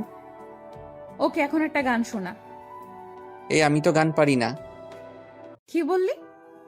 আচ্ছা শোনাচ্ছি। ওকে। বন্ধু তুই লোকাল বাস রে, বন্ধু তুই লোকাল বাস। এই হারামি, এটা কি গান? আরে মমতাজ খালামণির গান। রাখ তোর মমতাজ খালা, ভালো গান গা, নইলে ধাক্কা দিয়ে বাহির করে দিব। এরপর আমি শীতল বাতাসে দেখেছি তোমায় এই গানটা শোনালাম। তন্নিও একটা রবীন্দ্রসঙ্গীত শোনালো। মেয়েটার গলা বেশ ভালো। এরপর বলল, আয় একটু নাচি। দূর, আমি নাচ পারি না। হালকা নাচ, যেমন তেরি মেরি গানটাতে হালকা নাচি, আয়। আমি তো সানি লিওন আর উর্বশীর গান ছাড়া নাচতে পারি না। মায়ের খাবি কিন্তু। এরপর উড়াধরা কিছুক্ষণ নাচ দিলাম। আমি তো হাসতে হাসতে শেষ। তন্নি বলল, চল ছাদে যাব। ঠিক আছে চল। এভাবে না, আমাকে কোলে নিয়ে চল। কি আর করা, ওকে কোলে নিয়ে ছাদে গেলাম। একটু পর বললাম, এই তুই কি খাস? ওরে আল্লাহ, এ তো অজন্তই, আর একটু হলে তো মরেই যেতাম। তন্নি কিছু না বলে আমার একটা হাত ধরে হাঁটতে লাগলো। আমারও অসম্ভব ভালো লাগা শুরু হলো। এরপর আমি তন্নিকে কোলে নিয়ে পুরো ছাদ ঘুরলাম। একটু পর শুরু হলো ঝুম বৃষ্টি। তন্নির ইচ্ছাটা উপরওয়ালা পূরণ করে দিল। দুজনে অনেক সময় দিয়ে ভিজলাম। হঠাৎ একটা বাজ পড়ার সাথে সাথে তন্নি আমাকে জড়িয়ে ধরল। এইভাবে কিছুক্ষণ চলার পরে দুজনে নিচে চলে আসলাম। তন্নি ভেজা কাপড় চেঞ্জ করে আসলো, আমিও আসলাম। একটু পর বললাম, এই শোন, আমরা ফ্রেন্ড ছিলাম ঠিক আছে, কিন্তু এখন তো স্বামী স্ত্রী হয়ে গেছি। এখন আর তুই করে বলবো না, তুমি করে বলবো।